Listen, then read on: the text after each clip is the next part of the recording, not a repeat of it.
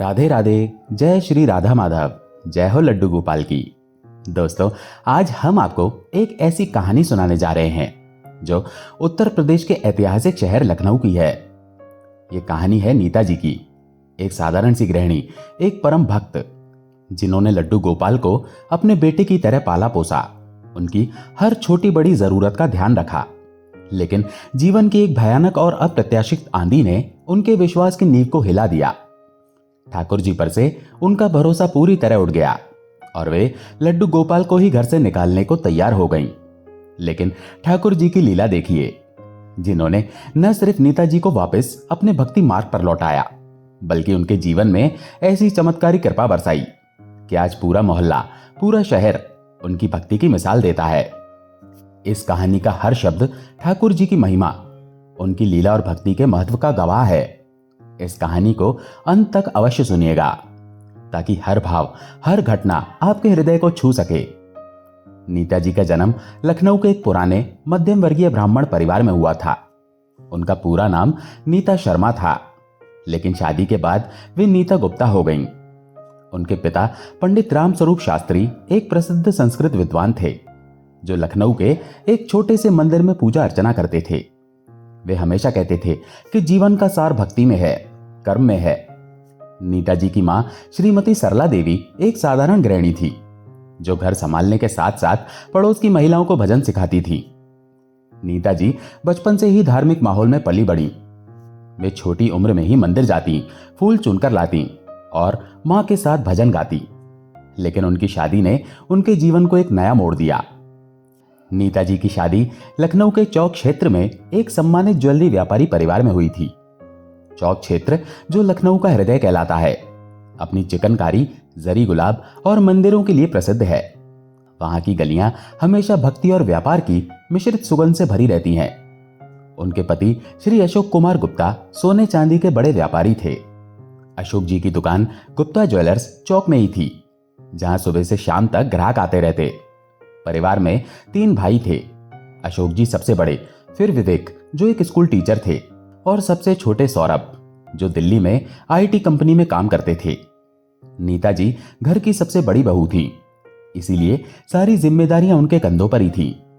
उनकी सासू मां श्रीमती सावित्री देवी बचपन से ही लड्डू गोपाल की परम भक्त थी।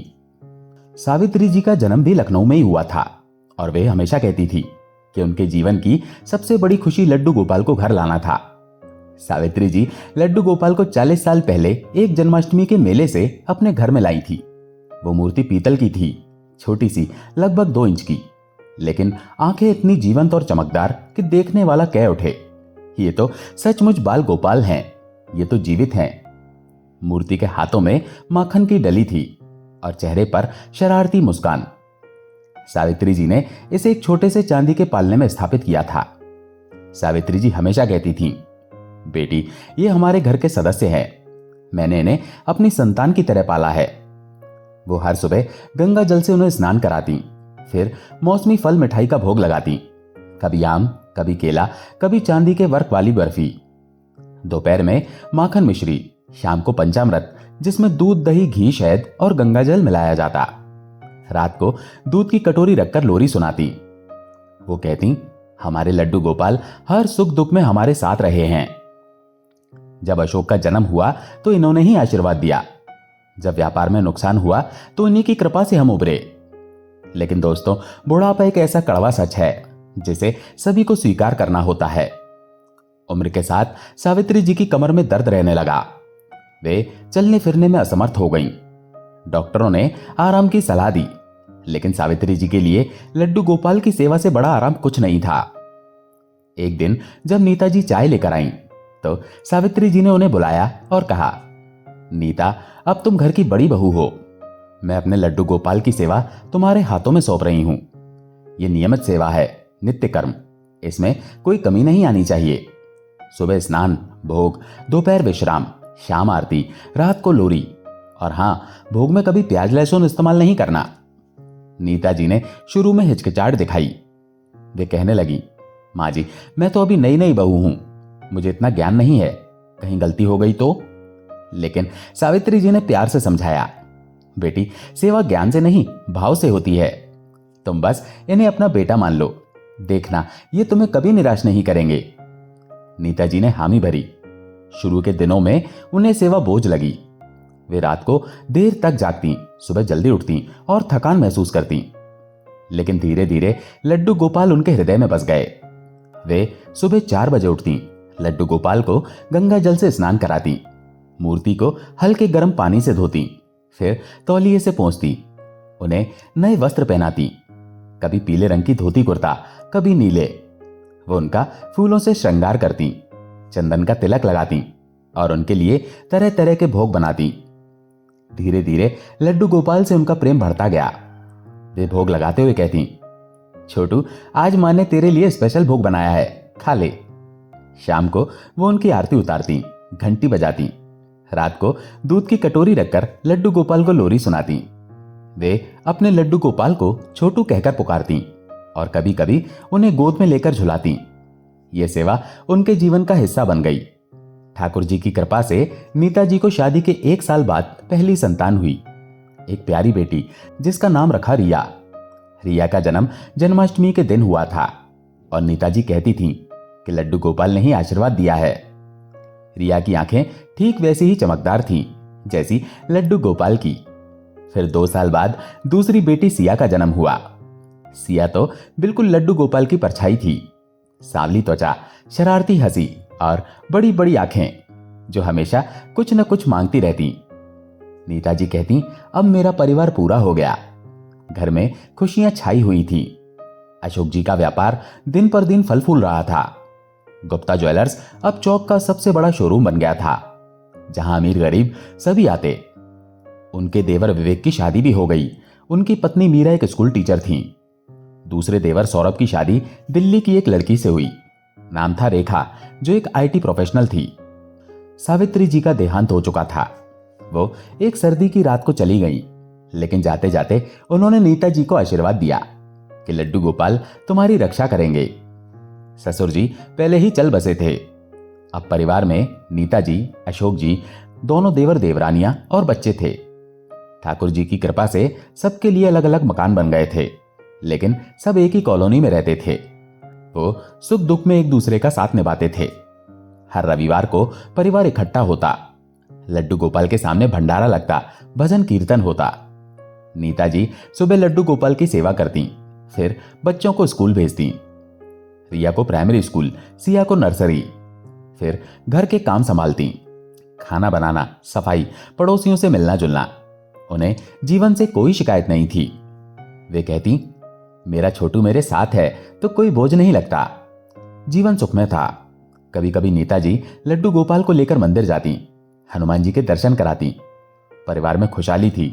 अशोक जी का व्यापार इतना बढ़ गया कि उन्होंने एक नई ब्रांच खोली। विवेक जी को प्रमोशन मिला, सौरभ को दिल्ली में प्रमोशन मिला। सब कुछ ठाकुर जी की कृपा मानकर वे उनका धन्यवाद देते। नीता जी अक्सर रिया और सिया को कान्हा की कहानियां सुनाती। बच्चियां कहानी सुनकर खुश होती और ताली बजाती। लेकिन दोस्तों, जीवन का चक्र ऐसा है कि सुख के बाद दुख आता ही है, और कभी कभी वो दुख इतना गहरा होता है कि इंसान की सारी दुनिया उजड़ जाती है। सोमवार का एक साधारण सा दिन था। सुबह नीता जी ने लड्डू गोपाल को नहलाया, उन्हें नीले वस्त्र पहनाए, हलवा पूरी का भोग लगाया। नीता जी रिया को बस से स्कूल भेजती थीं और सिया को नीता जी खुद ड्रॉप करने जाती थीं। लेकिन छोटी सिया, जो मात्र 2.5 साल की थी, उसको सुबह से ही हल्का बुखार था। बेटी रिया को स्कूल भेजने के बाद नीता जी ने सिया को बुखार की सिरप दी और बिस्तर पर कंबल उड़ाकर लेटा दिया। वो उसके सिर पर हाथ रखते हुए बोली, सो जा बेटा, मैं काम निपटा लेती हूं। पास में ही दीवार पर स्विच बोर्ड था। सिया खेलते खेलते उठी, क्योंकि बच्चे तो ऐसे ही होते हैं, एक पल में सो जाते हैं, दूसरे पल में सक्रिय। उसने प्लग की पिन में उंगली डाल दी। उसे हाई वोल्टेज करंट लगा। पुरानी वायरिंग से शॉर्ट सर्किट हो गया। नीता जी उस समय किचन में सब्जी काट रही थी। अचानक बिजली गुल हो गई। पूरे घर में अंधेरा हो गया। उनके मन में कुछ बेचैनी हुई। वे दौड़कर कमरे में आई तो सिया का छोटा सा शरीर नीला पड़ चुका था। उसकी आंखें खुली थीं, लेकिन सांस नहीं चल रही थी। उसकी छोटी सी उंगली जली हुई थी। नीता जी ये दृश्य देखकर चीख पड़ी, सिया, मेरी बेटी, क्या हुआ? उन्होंने सिया को गोद में उठाया, हिलाया, थपथपाया, लेकिन सिया के शरीर में कोई हलचल नहीं थी। पड़ोसी भी शोर सुनकर आ गए। एम्बुलेंस बुलाई। एम्बुलेंस में रास्ते भर नीता जी सिया को सीने से लगाए रोती रहीं, उठ जा बेटा। लेकिन अस्पताल पहुंचने से पहले ही सिया स्वर्ग सिधार चुकी थी। डॉक्टरों ने कहा कि करंट इतना तेज था कि एक पल में दिल रुक गया। कोई चांस ही नहीं था। नीता जी पर तो जैसे वज्रपात हो गया था। अस्पताल से लौटकर वे सीधे लड्डू गोपाल के पास गईं। मूर्ति को गोद में उठाया और फफक कर रोने लगी। तूने मेरी सिया को क्यों छीन लिया? मैंने तुझे अपना बेटा माना, रोज दूध पिलाया, माखन खिलाया, तुझे लोरी सुनाई, और तूने मेरी बेटी को मार डाला। तूने ऐसा क्यों किया? तू तो बाल गोपाल है, तू तो सबकी रक्षा करता है। उनका विश्वास टूट गया था। लड्डू गोपाल की मूर्ति को उन्होंने अलमारी में बंद कर दिया। घर में मातम सा छा गया। अशोक जी भी टूट गए। वे दुकान बंद करके घर बैठे रहने लगे। रिया स्कूल से आकर मां से पूछती, मां सिया कहां है? लेकिन नीता जी की आंखों में आंसू सूखते नहीं थे। नीता जी बिस्तर पर लेटी सिया को याद करती, उसके खिलौने छूती, उसके कपड़े सूंघती। पड़ोसी आते, सांत्वना देते, लेकिन दुख का सागर शांत होने का नाम नहीं लेता। सिया की मौत को 1.5 महीना बीत चुका था। नीता जी उदास रहती थीं, खाना पीना छोड़ दिया था। घर का माहौल कब्रिस्तान जैसा हो गया। उनकी छोटी देवरानी रेखा, जो सौरभ की पत्नी थी, ने एक दिन आकर कहा, दीदी आप इतना दुखी रहोगी तो घर कैसे चलेगा? रिया का क्या होगा? नीता जी उस समय अपने ही विचारों में डूबी हुई थी। रेखा जी की आवाज से जैसे वो एकदम से होश में आईं। उन्होंने रेखा जी से कहा, रेखा तुम लड्डू गोपाल को अपने साथ ले जाओ। उन्होंने गुस्से में अलमारी खोली, मूर्ति निकाली। वो मूर्ति जो कभी उनके हृदय का टुकड़ा थी, अब उन्हें बोझ लग रही थी। उन्होंने वो मूर्ति अलमारी से निकाली और रेखा जी को दे दी। ले जाओ, अब मुझे इनसे कोई मतलब नहीं। ये झूठे हैं। मैंने इनकी इतनी सेवा की, रोज भोग लगाया, आरती की, फिर भी मेरी बेटी चली गई। ये तो बस मूर्ति है। रेखा जी ने भी उस समय नीता जी की हालत देखकर कुछ कहना ठीक नहीं समझा। रेखा जी ने मूर्ति अपने घर ले जाकर रख दी। शुरू में तो उन्होंने लड्डू गोपाल की अच्छे से सेवा की, लेकिन रेखा जी को घर के काम बहुत थे। रेखा जी को अपने 2 बच्चों की देखभाल करनी होती थी। सौरभ की पोस्टिंग दिल्ली में हो गई थी, तो रेखा जी को अकेले ही पूरा घर संभालना पड़ता था। वो बहुत व्यस्त रहती थी। धीरे धीरे सेवा सिर्फ नाम की रह गई थी। वो सुबह जल्दी में लड्डू गोपाल के सामने भोग रख देती, शाम को भूल जाती, क्योंकि काम की व्यस्तता बहुत थी। लड्डू गोपाल के कपड़े गंदे हो गए, धूल जम गई, मक्खियां भिनभिनाने लगीं। रेखा जी को बहुत बुरा भी लगता था, लेकिन वो क्या करती। एक दिन रेखा जी की मां, जो लखनऊ में ही रहती थी, उन्होंने सलाह दी, बेटी ज्यादा परेशान मत हो। अगर लड्डू गोपाल को भोग नहीं लगा पाती तो बस मिश्री रख दिया करो। ठाकुर जी को मीठा पसंद है, ज्यादा मेहनत नहीं करनी। अब तो सेवा सिर्फ औपचारिक हो गई। वो लड्डू गोपाल के सामने सुबह मिश्री की डली रखकर जय श्री कृष्ण बोलकर चली जाती। मिश्री पर चींटियां चढ़ जाती। कभी उनका छोटा बेटा मंदिर में घुसकर मिश्री खा लेता, बिखेर देता। रेखा जी कभी कभी सोचती, ये सेवा से क्या होता है? नीता जी ने तो इतनी सेवा की, फिर भी उनके साथ ये सब हुआ। इधर नीता जी का मन खाली था। वे बैठी बैठी सिया के फोटो देखती, आंसू बहाती। एक दिन उनकी पुरानी पड़ोसन शारदा आंटी उनके घर आई। शारदा आंटी नीता जी की सासू मां की बचपन की सहेली थी। उनकी उम्र 60 के पार थी और वो भक्ति में गहरी रुचि रखती थी। वे लखनऊ के एक आश्रम में सेवा करती थी। उन्होंने नीता जी से हालचाल पूछा तो नीता जी फपक पड़ी। आंटी सिया चली गई, ठाकुर जी ने उसे छीन लिया, मैं क्या करूं? शारदा आंटी ने नीता जी को गले लगाया, आंसू पोंछे और कहा, बेटी ये प्रारब्ध है। ठाकुर जी दुख नहीं देते, वे तो साथ निभाते हैं। तुम्हारी सिया तो वैकुंठ चली गई, वहां सुख है। नीता जी बोली, आंटी मैंने लड्डू गोपाल की इतनी सेवा की, फिर भी। शारदा आंटी ने कहा, एक बात बताओ, तुम तो लड्डू गोपाल को अपना बेटा मानती थी ना? तो कोई बेटा अपनी मां को दुख कैसे दे सकता है? तुमने अपने एक संतान के दुख में दूसरी संतान को घर से निकाल दिया। अब लड्डू गोपाल रेखा के पास है ना? नीता जी ने सिर हिलाया।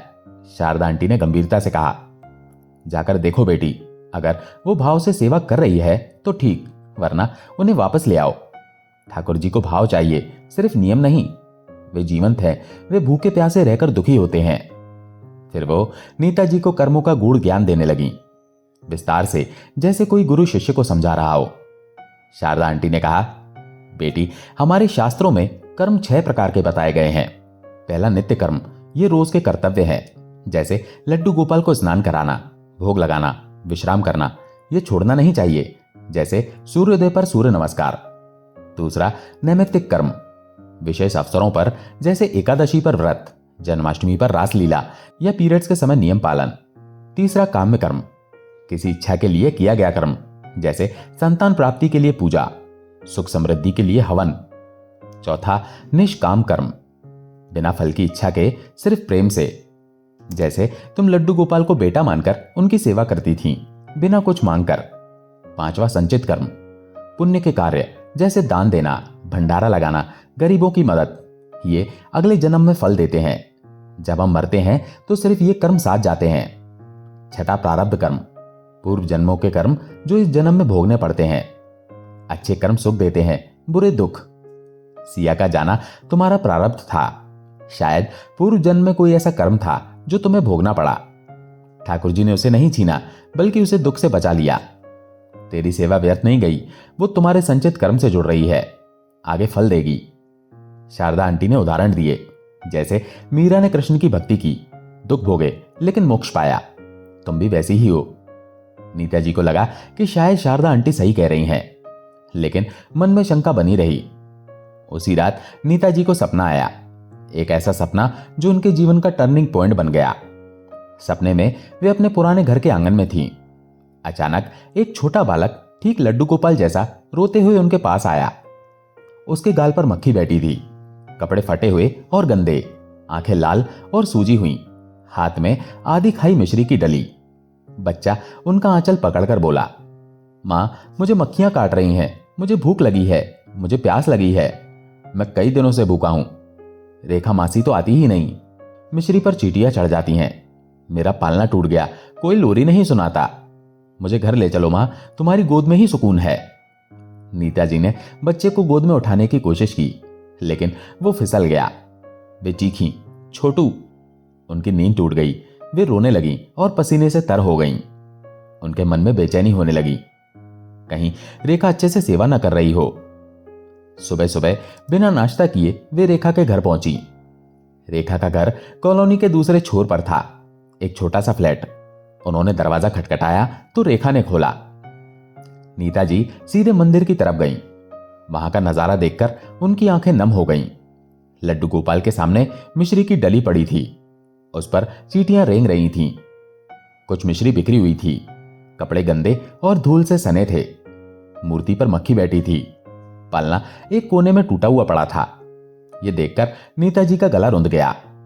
रेखा जी शर्मिंदा होकर बोली, दीदी माफ करना, मुझसे नहीं हो पा रहा, नौकरी है, बच्चे हैं, सौरभ दिल्ली चले गए, कभी कभी भूल जाती हूं।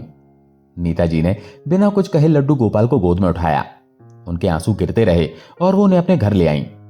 लड्डू गोपाल को घर लाकर सबसे पहले उन्हें गंगा जल से नहलाया, नए कपड़े पहनाए, माखन मिश्री का भोग लगाया और रोते हुए माफी मांगी। मेरे छोटू, मुझे माफ करना, मां ने तुझे भूखा छोड़ दिया, घर से निकाल दिया, अब कभी नहीं छोड़ूंगी, तू मेरा बेटा है, सिया की तरह। वो शाम भर मंदिर में बैठी रहीं, भजन गाए, आरती उतारी। उसी रात उन्हें फिर सपना आया। सपने में वही बालक फिर दिखाई दिया, लेकिन इस बार वो मुस्कुरा रहा था। वो मुस्कुराते हुए बोला, मां, अब मैं घर आ गया, तुम्हारी गोद में ही मेरा स्वर्ग है, तुम्हारी सिया मेरे पास है, वो हंस रही है, तुम दुखी मत हो, मैं तुम्हें और सुख दूंगा। नीताजी जागी तो उनका मन हल्का था। कुछ महीनों बाद ठाकुर जी की कृपा हुई, नीताजी फिर मां बनी। इस बार उन्होंने एक प्यारे से बेटे को जन्म दिया, जिसका नाम उन्होंने गोपाल रखा। गोपाल का जन्म भी जन्माष्टमी पर हुआ और वो सिया जैसा ही शरारती था। नीताजी कहती हैं, ठाकुर जी ने मेरी सिया को अपने पास बुला लिया, लेकिन बदले में खुद को दे दिया। अब मैं 3 संतानों की मां हूं, रिया गोपाल और मेरा छोटू, मेरा लड्डू गोपाल। गोपाल जब रोता है तो लड्डू गोपाल की तरफ देखता है। जीवन फिर सुखमय हो गया। नीताजी ने गोपाल को लड्डू गोपाल के साथ खेलना सिखाया। परिवार में खुशियां लौट आईं। अशोक जी का व्यापार और फला। दोस्तों, नेताजी की यह कहानी हमें सिखाती है कि दुख आए तो ठाकुर जी पर दोष मत दो, हमें हमारा प्रारब्ध भोगना ही पड़ता है। भाव से की गई सेवा कभी व्यर्थ नहीं जाती, वो संचित कर्म बन जाती है। नीताजी आज फिर सुबह 4 बजे उठती हैं, लड्डू गोपाल को नहलाती हैं, माखन मिश्री खिलाती हैं, गोपाल को गोद में लेकर लोरी सुनाती हैं और कहती हैं, मेरे छोटू तुम मेरे साथ हो तो मुझे कोई दुख नहीं। दोस्तों, अगर आपको ये कहानी पसंद आई हो तो वीडियो को लाइक करके कमेंट में जय श्री कृष्णा जरूर लिखें। चैनल पर अगर पहली बार आए हैं तो चैनल को सब्सक्राइब जरूर करें। जय श्री कृष्णा।